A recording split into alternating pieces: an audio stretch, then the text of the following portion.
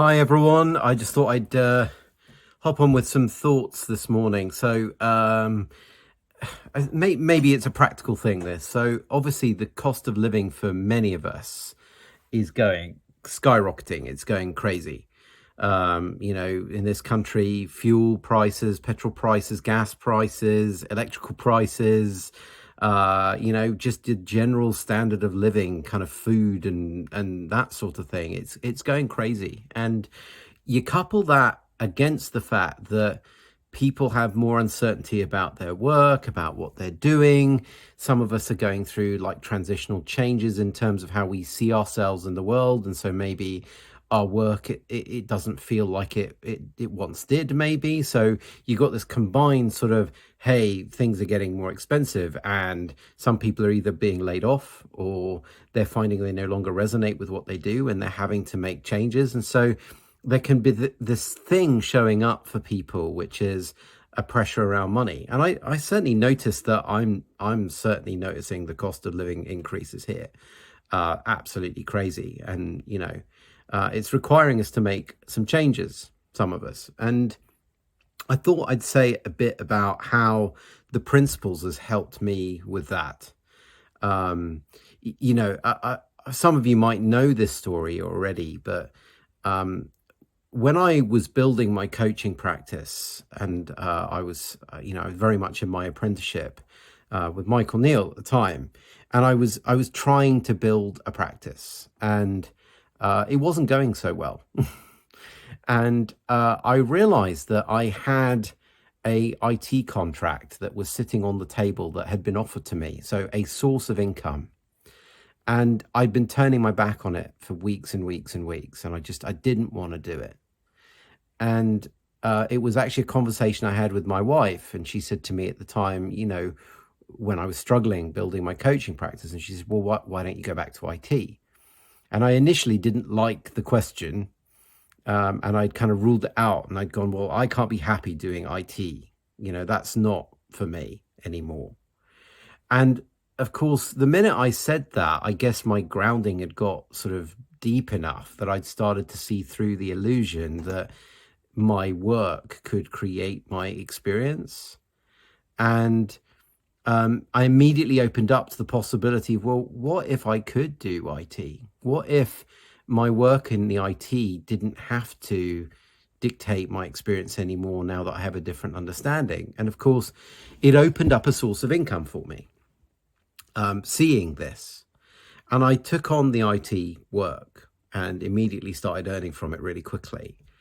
And it was funny, I didn't actually feel any discomfort doing it. And I think so much of my discomfort in the IT word in the IT world was because I was so caught in the idea that I had to figure stuff out. Now, what was interesting was I wasn't a figure outer when I was trying to fix an IT problem itself, but the rest of my life, I was constantly in my head trying to work stuff out. And what I found was when I went back to doing this IT contract, well, because I'd seen through a lot of that figuring out and saw that I didn't need to do so much of it, my experience of doing the work itself was now so much different. I didn't feel anywhere near as stressed. So it opened up seeing that I didn't have to live in this crazy mind that I lived in. Like Linda used to call me Mr. 10-year plan for his life man, because I was literally thinking everything through all the time. And I thought that my source of stress all those years ago was the IT. Well, no, it was just my innocent misunderstanding of how things worked. And so when I went back to the IT, I brought this much more relaxed person to the work. Now, granted, it was a different environment, but I was just fundamentally a different person. I'd seen things differently. So I was no longer trying to control so many aspects of my life. And so I was able to just bring a much more relaxed sense of ease to the work that I did.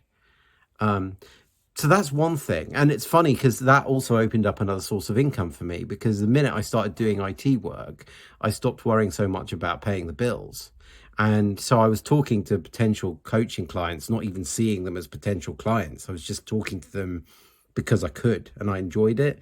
And that was when people started offering to pay me for doing more with them. So it was like, it opened up two revenue streams for me. Just that one insight around sort of how my work didn't have to dictate my experience and how I didn't have to figure everything out in order to navigate it. Like, it opened up two things. Now, the other thing is to say that I don't think I'd be able to do half the work or half the things that I do these days if I didn't realize that discomfort was kind of okay. Um, you know, I mean, I don't know whether you guys have a perception of me when I come and do either these videos or um, the calls, maybe. I have no idea. But just to be honest with you, like, there are times when I make a video and I'm like, oh, I don't know if they're going to like that. And I'm not sure I feel comfortable putting it out there.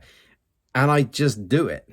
And same with the calls. Like, if you think I'm getting on every call feeling supremely confident every time and, not slightly worried about things, I pretty much talked about that in the last call. That would not be true. I don't always feel supremely confident. I'm not sure I ever feel supremely confident, to be honest with you, but, I'm not sure that that is my experience of doing things. I think it's just that I have so much less on my experience than I once did, because I see how transient and changeable it is and how it doesn't mean anything about me.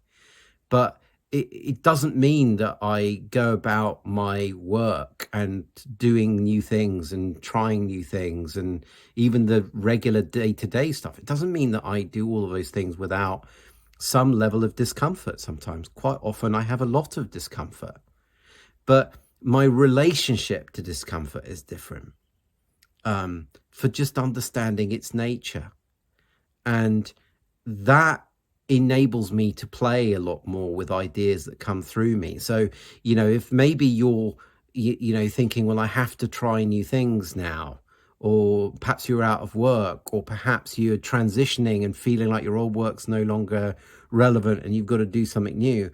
Well, part of the direction of being able to play with new things and to show up and do things differently is beginning to get sight of the fact that the discomfort is normal. It's going to happen, because every time you do something new, you are breaching your mind's perception of what normal and safe is.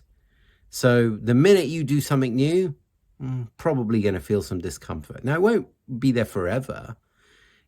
As you do more of that thing, if it becomes a regular part of your life, eventually your mind will form a new sense of what normal is, and it'll calm down. But you still won't be immune to the up and down day-to-day sort of anxieties and stuff. I mean, I think part of the reason that I experience some of the anxiety that I would when I do work things is because I'm talking afresh. I'm sometimes speaking in different ways, particularly on this program, which is much more an expansion of work that I've done before. I'm putting things out there that maybe I wouldn't have put out there before.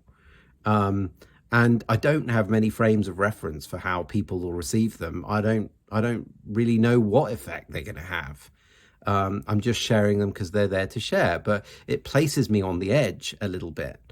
And I know I wouldn't be able to do that if I wasn't now able to see that I'm able to sit with discomfort and go through it. And the principles really was a major piece in that. It was not only being around people, like the early mentors that I had when I really, really went into this sort of work they seemed to me to be as neurotic as me. But the only difference was they didn't care. And that was what kept me in the conversation. It was like, wait, why are you able to be okay like that? And I just saw that they saw how temporary, their experience was, how meaningless it was, how thought changed and how it settled down and they didn't have to fix it. That was what got me really engaged in this conversation. As somebody that had spent his entire life trying to get rid of his experience, it was new to me to see people who seemed really authentic and sincere and honest, who were really just being honest about their neurosis, but apparently had nothing on it. That was so fascinating to me, and it did so much for me. And it just blossomed from there, the seeing that, oh, okay, I can be uncomfortable. It doesn't mean anything. It's not permanent. It settles down. Wow. Really good to know. And if we're now looking at having to be more creative as we go into yet more changes that are going on in the world, right?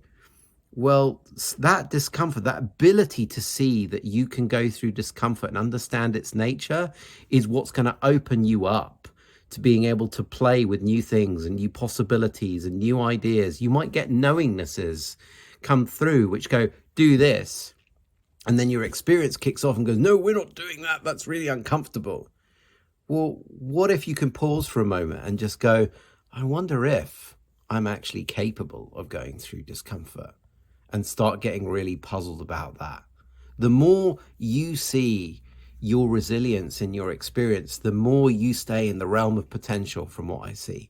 The more you stay in your creative flow, the more you get new ideas that advance you forward and allow you to be flexible and to adapt to whatever life throws at you. So I hope that's helpful for some of them. It's been a good reminder for me too, because I need reminding of this too. Yeah, I will see you guys soon. Have a good day. Lots of love.